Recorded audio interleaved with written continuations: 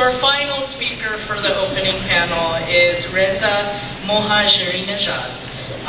He is a student activist and one of the organizers of the Iranian student uprisings in July of 1999. He's also the founder of the International Alliance of Iranian Students and Global Student Alliance, and he is currently a student at San Francisco State University.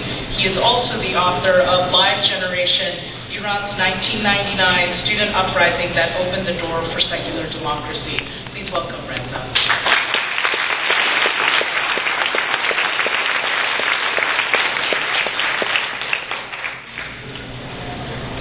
If you question the leader of a dictatorship, whether it is by taking some action or simply having a thought that contradicts the leader's doctrine, and if they capture you, you will face statements that is unimaginable.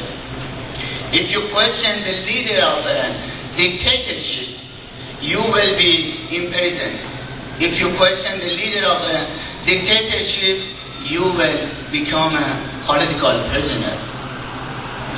As a political prisoner, you will likely face day after day of interrogation and torture. You will spend many hours in solitary confinement, so much so that you will lose all track of time and your mind will begin to play tricks on you. As a political prisoner, you will have whatever right you believe you have taken from you. As a political prisoner, you may find your only forms of protest or hunger strike, and whatever word you are able to get outside the prison walls to let the world know you are there. And as a political prisoner, you may spend many years. You may spend many years behind prison walls just because of your belief. According to Amnesty International 2009 report on the world's human rights, at least 55 countries are holding political prisoners. There are at least 111 countries that practice some form of physical or psychological torture. I was born in one such country, the Islamic Republic of Iran. In 1999,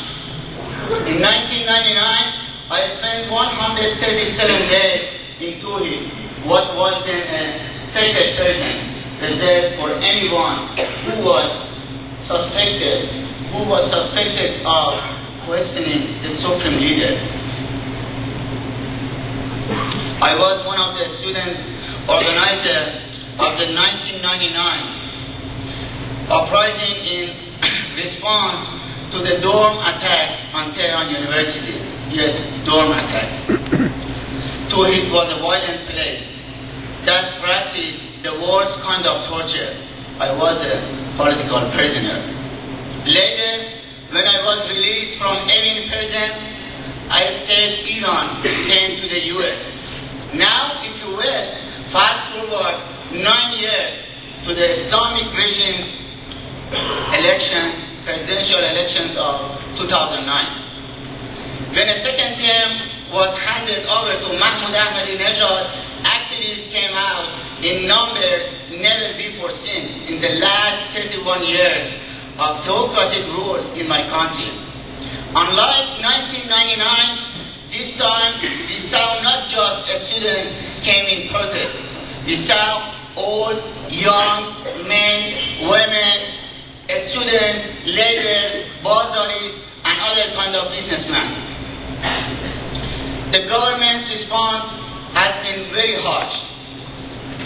In the weeks following the election, Islamic Republic of Iran prisons were filled with protesters, so much so that government offices and the schools became filled with political prisoners as well. Technology allows protesters to send images and video via telephones across the internet. These images came into our homes in the West within hours, sometimes within minutes. We saw students being beaten in their sleep, and a young woman named Neda being shot in the cold blood as those around her helplessly tried to save her life. The student movement in Iran has evolved over the past decade.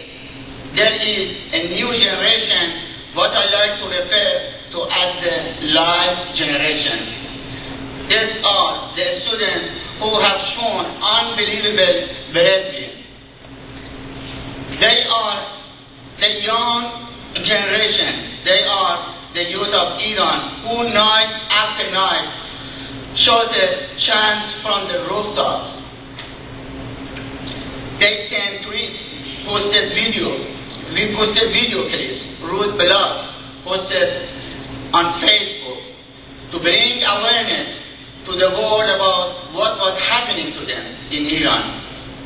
Their courage got attention. Finally, their courage got attention, and the Western media, and for a moment in time, in 2009, the world saw a side of Iran that had never quite seen before.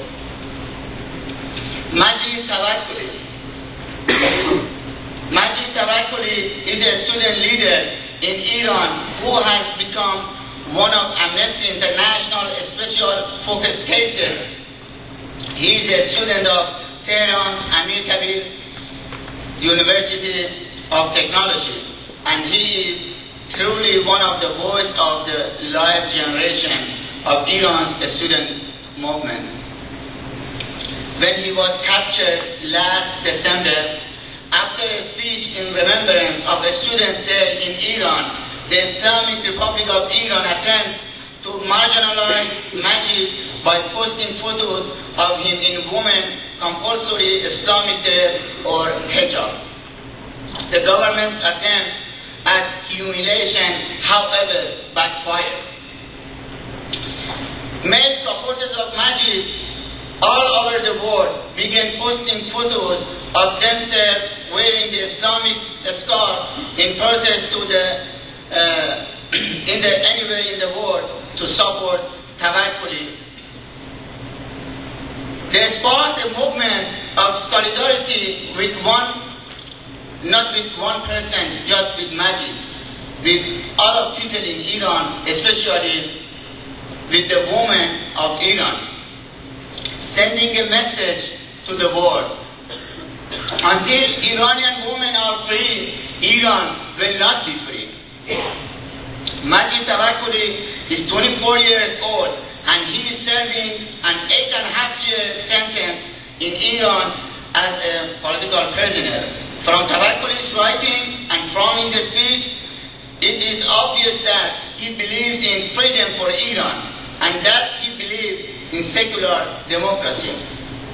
A few weeks ago, I telephoned his mother to let her know that we would be talking about her son at an Amnesty International conference in San Francisco.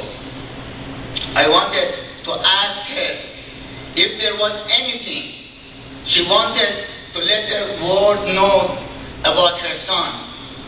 I wanted to give his mother a voice at this conference. I heard Majid Tavakoli's mother's voice tremble when she tried to speak to me about her son, and I cut the call short. Why?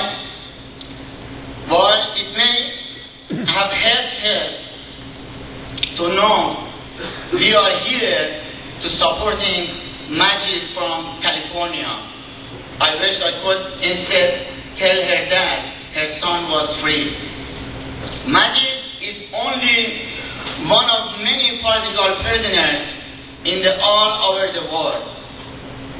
In the Islamic Republic of Iran, prisoners like Azadi and his attorney Nassim Sotoudeh continue the fight for justice and human rights from behind prison walls. Mohajerinejad and other student activists is serving a 9-year sentence, and Shiva Nazarali has been sentenced to 6 years.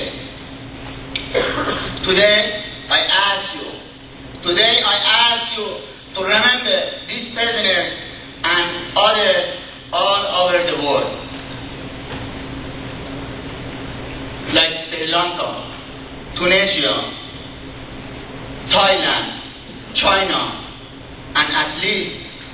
other countries in the world.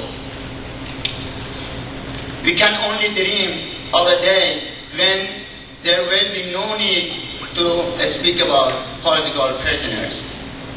We can dream of a world where don't imprison based on belief and opposition to the regime.